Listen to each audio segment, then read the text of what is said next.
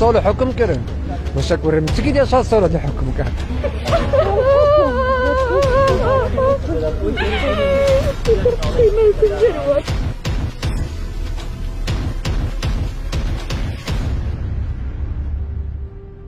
پێویستە هەمووان لە سەرم زەویە پاکەدا بەعەدالەت و سەربەرزی بژین و کەس هەست بە ستەمون ئارامی نەکات.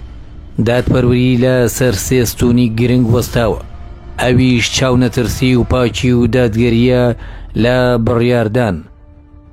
ئەمە چەندێڕێکە لە پێشەکی لێکۆڵینەوەیکی یاسایی بە ناوی گرنگی هەواڵدەر و هەواڵی درۆداتوە ساڵی 2015 لەلایەن ئەو دادوەرەوە ئامادەکراوە کە 16 شباتی 2021 سزای 6 ساڵ زیندانی بەسەر بەندکراوەکانی بادینان سەپاند و هەمووان بڕوایان وایە بڕیارەکەی دادوەر ستەمێکی گەورە بوو لە سزادراوان و ئارێکی بێپێشینەیە کە بەسەر سیستمی دادوەری هەرێمدا هاتووە. بە تەواوەتی ڕوونی کردەوە دادگاکان چوونەتە ژێر ڕچێفی حیزبەوە. دادوەر زرارهەرکی چێیە؟ پێشینەی لە سزادانی چالاکان چییە؟ بەخواستی خۆی بڕیارەکەی دەرکردووە یان فشاری لێکراوە؟ دادوەر زرار مەحموود مورادخان یاریدەدەری سەرۆکی دادگای تێڵچوونەوەی ناوچەی هەولێر پێشەوەی ئەم پۆستە وەربگرێت دادنووس بووە لە قەزای خەبات. پاشان پلەی دادوەری لە دادگای هەولێر وەرگرتووە و دواتریش بۆتە ئەندامی دادگای دوی تاوانەکانی هەولێر پلەی ئێستا یاریدەدەری سەرۆکی دادگایە. دادوەر زرارهەرکی خاوەنی سێ منداڵە بەناوەکانی ئاشتی و ئازادی و دیموکراسی، ئەندامی پارتی دیموکراتی کوردستانە و باشێکی زۆر بنەماڵەکەی سەر بەو حیزبن. خۆشی با بەردەوام سەردانی بارگاکانی پارتی دەکات و زۆر جاریش لە بارەی پرسەکانەوە پارتی ڕاوێژی پێکەن. یعنی نە پلانە بووە، نە تەختیتە بووە، نە تەنفیزە بووە، نە بەڵگە هەبووە کەسێ بکوژرێ، نە چەکدارێک گیراوە. ئەو مناڵەت ئەوانێ بێت. ئەم دادوەرە ڕۆژی 16 شوباتی 2021 دەمە و ئێوارە بڕیاری 6 ساڵ زیندانی بەسەر 5 ڕۆژنامەنووس و چالاکوانی مەدەنی بادینان سەپان. بڕیارەکەی وەکو بۆمبێک تەقیەوە و هەمووانی تووشی شۆک کرد، چونکە بۆ یەکەم جار بوو لە کوردستان بڕیارێکی دادگا ئەو گومانانەی لەسەر حیزبی بوونی دادگاکان هەبوو بکاتە ڕاستی، ئەو ڕاستیە بە تەواوەتی یەکلایی بکاتەوە. بڕیاری دادوەرەکە دەیان پرسیاری بە دوای خۆیدا دروست کردووە.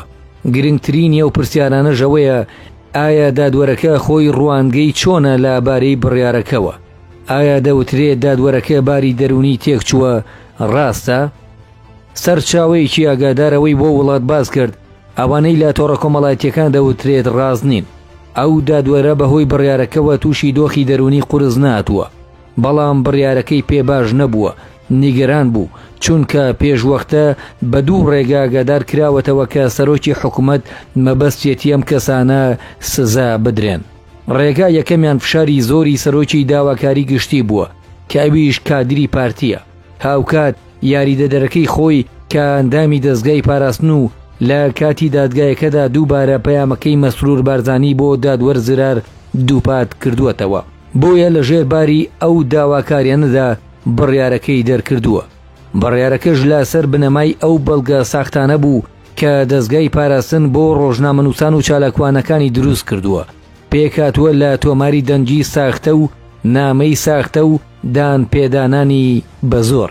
نیاز عەزیزی ڕۆژنامەنووس ماوەی 2 ساڵ و 18 ڕۆژە بەبێ فەرمانی دادوەر لەلایەن دەستگای پاراستنەوە لە پیلمام دەستگی کراوە و بە گوێرەی بەڵگەنامەکان حاکم زرارهەرکی پێشینەیەکی باشی نییە لە سزادانی چالاکوان و ڕۆژنامەنووساندا.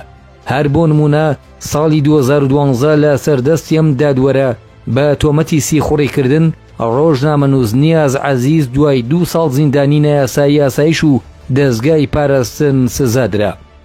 ئەو دۆستێش هەر لای دەستگای پاراستنەوە ڕەوانەی ئەم دادوەرە کرابوو، بووە عارێکی نێودەوڵەتی و ناوخۆیی بەسەر پارتیەوە.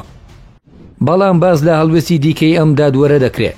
لە سەردەمی نێچیروان بارزانیدا سەرباری ئەوەی تورکیا فشاری هێناوە بۆ ئەوەی چەند چالاکوانێکی کورد ڕەوانەی تورکیا بکرێنەوە ئامادە نەبووە واژۆی ڕادەستکردنیان بکە.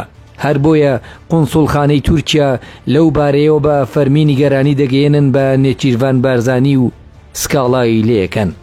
بڕیاری ئەم دادوەرە لەلایەن یاساناسانەوە ڕوبەڕووی ڕخنەیەکی زۆر کراوەتەوە.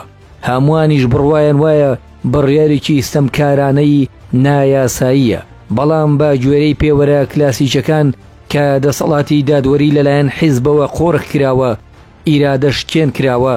ئەگەر تۆ لە شوێنی ئەم دادوەرە بوویتایە دەتوانی بڕیارێکی دادگەرانە بدەیت؟ ئەمە ئەو پرسیارە لۆژیکیەیە کە زۆرینە لە خۆمانی دەکەین. وەڵامەکەشی تەنها لای دادوەرەکەیە کە زۆرینە بەستەمکار وەسفی دەکەن.